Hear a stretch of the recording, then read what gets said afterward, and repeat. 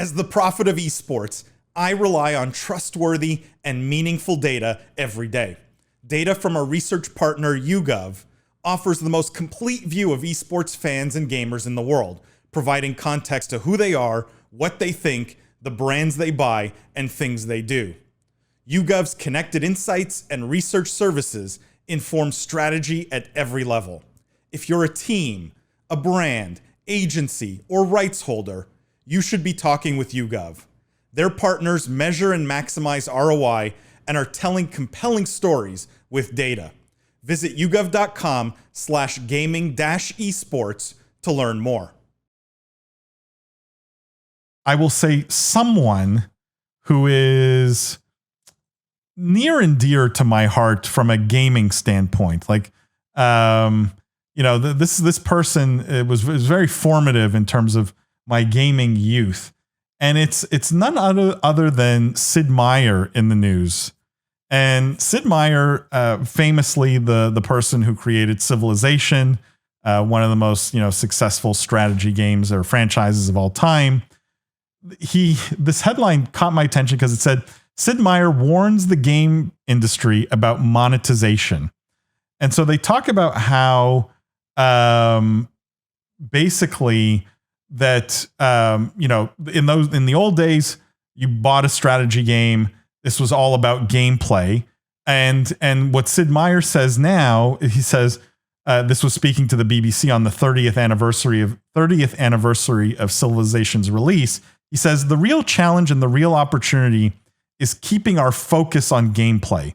He says that is what is unique, special, and appealing about gaming as a form of entertainment. When we forget that and decide it's monetization or other things that are not gameplay focused, when we start to forget about making great games and start thinking about games as a vehicle or an opportunity for something else, that's when we stray a little bit further from the path. Now, this is not in the interview or the article. I think he's alluding to some of the blockchain-based games, play-to-earn games, obviously maybe even free-to-play type of, pay, not pay-to-win, but pay-to-advance kind of mechanics that you get with a lot of mobile gaming. And microtransactions, et cetera. So he's very much against sort of thinking about monetization in the context of games, and his view is it has to be games and fun first. Who here is in the camp of this is old man Sid Meier yelling at cloud, or this is like real insight and, sort of he needs to preach even louder because not enough people in the industry are hearing this? Old man yelling at cloud. Why, Jeff? Why? Because no, I'm kidding. I think, I think we all probably agree that, particularly with some of the new play to earn stuff and some of the, we'll call it sleazy practices and monetization schemes that are out there in that industry, I think there is issues. Although a lot of those don't even qualify to be games.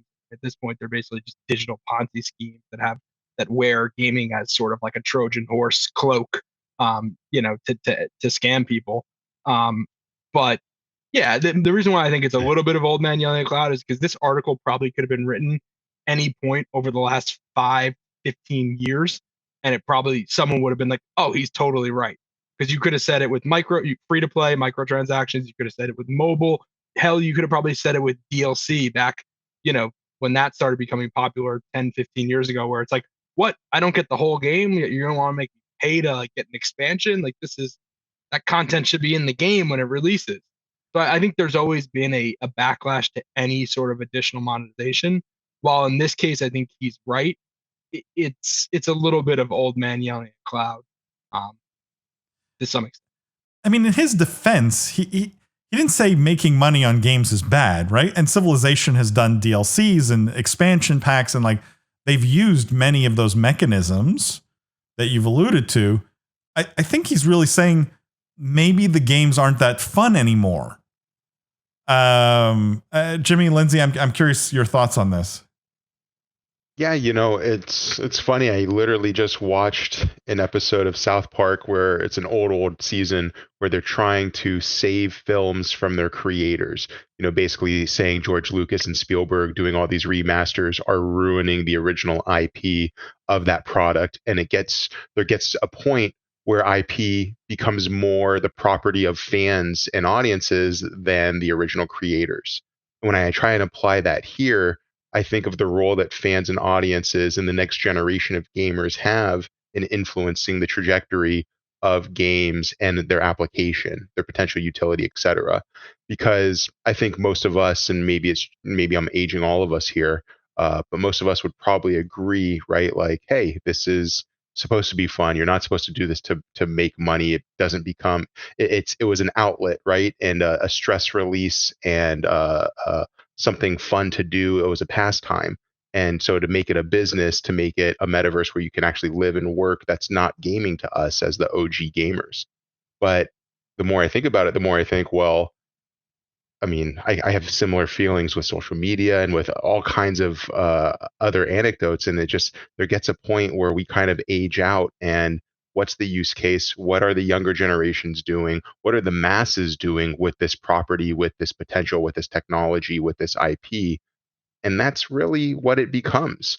I know it's controversial, and I'm still kind of developing my thoughts on this, my feelings on this. But it was just funny because I literally just watched that episode like over lunch briefly, and I thought, well, how much of this actually is just us being the old men yelling at clouds trying to save our industry versus a huge wave, a huge youthful generation that wants to apply it in a different way. And I don't know what's right or what's wrong, but that's my observation. Lindsay, any thoughts on that? Yeah, this just reminds me of what you say basically every week, Paul, which is make games fun again. Why are there no fun games? Partially, I think that there's a lot of nostalgia at play. So maybe things that would be fun to you aren't fun to people who are now just getting into games or something like that. But fundamentally, I do think that you're right and that games should be made with fun in mind, um, at least as a large majority of the factor behind them. So I can see Sid's point. Feels a little bit like old man yelling at cloud, but it also feels like, hey, remember when it was fun to be in this industry and fun to create and fun to innovate? Do that again. I can understand that. Yeah, the age thing to me is just, again, it's such a crutch argument. I think, like, I totally disagree. It's not that we're just getting old and it's like I don't know what a fun game is anymore because I'm over 30, so I don't know what's fun anymore.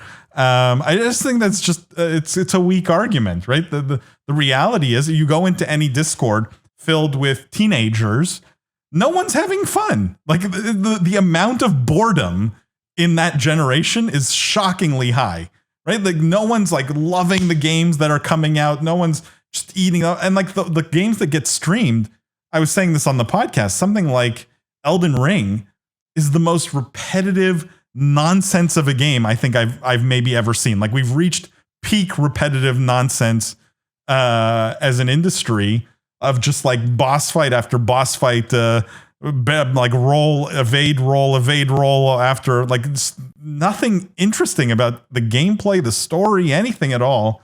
I think we got to stop with the cop-outs of, oh, we're just getting old, so we don't know what we're talking about, or Sid Meier's just an old man yelling at cloud. Like Sid Meier has made more great games than some entire studios, right? Like him single-handedly. I don't think we can just ignore that. And I think he makes a great point that the conversation seems to start with, how do we make sure this game is successful financially, rather than how do we make sure this game is fun to play? And I suspect literally at no studio on the planet is anyone starting with, how do we make this game fun to play? That's just the sad reality of it. I don't know how to fix it. I don't have a solution. As games become increasingly bigger and bigger business, maybe that's just inevitable. I don't know. Hardware Barbecue says, damn, BBC really wants you to buy that RG laptop. Yes, sorry for the ads. Greg says, amen, Sid. Greg, I agree with you.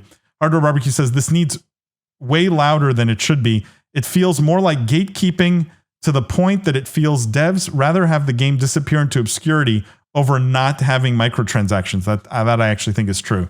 Who knows, maybe World of Tanks and World of Warships would be much bigger if they didn't gatekeep elements that you need to play in a balanced way. I feel some elements in Rust is the same. You can still win, but some purchasable items gives a certain edge.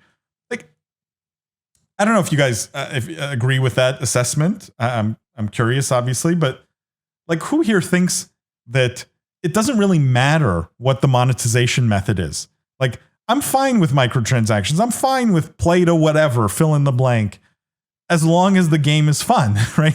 If the game's fun, you can get away with just about anything, I would think.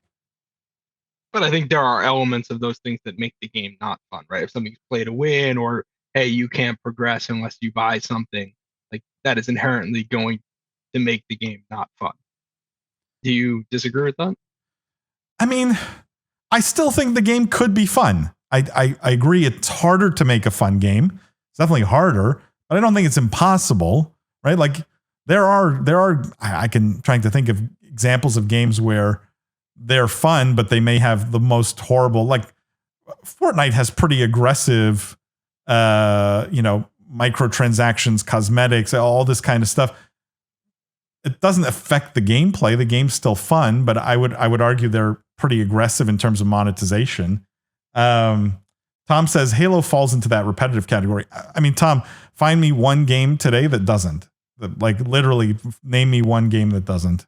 That I think is the unfortunate part. That I said this on the podcast this week. You guys will hear me say it. I think that's the biggest threat to the industry. It's maybe the only threat, literally. Just the games not being fun. Like in terms of existential threat, like do we get to be like, is it an industry worth $3 trillion at some point, right? My view is that's inevitable. Maybe the only thing that can stop that is if people forget that making fun games is the whole point of all this. All right, guys. I just like that because I think Sid Meier doesn't get enough credit and has made some of the greatest games of all time. Let's talk about a business story that was maybe shocking. We spent a lot of time talking about the Microsoft Activision deal. This one, Jeff brought this to my attention. I couldn't believe it when I saw it. Actually, let me just read these before I get to this. Tom says, I keep going back to Borderlands, and because it is fun, you are on the right track. Yeah, but again, we're like picking really old games now. This is not a new game. Adam says, fun games usually have new, unique mechanisms. Spider-Man fun, Call of Duty, same thing, new day. Agreed. Matt says, for me, a great example of that is Injustice 2 Mobile. It's a fun game that has some play-to-win mechanics, but they aren't necessary to progress through the game. That's important to give people the option, whether they want to grind for free or pay to advance quickly. That's why the game has been around and still successful for so long. Yeah, it's doable. It's harder to make it fun, but it's doable. Matt says, Civ 2 is an all-time great PC game. Like all the Civs, especially the first three, are some of the greatest PC games ever made. Sid Meier actually made my favorite game of all time, which gets no love at all, which is Master of Orion. But if anyone ever gets a chance to play Master of Orion, probably the greatest PC game ever made, other than like Quake, because I have a thing for FPS games.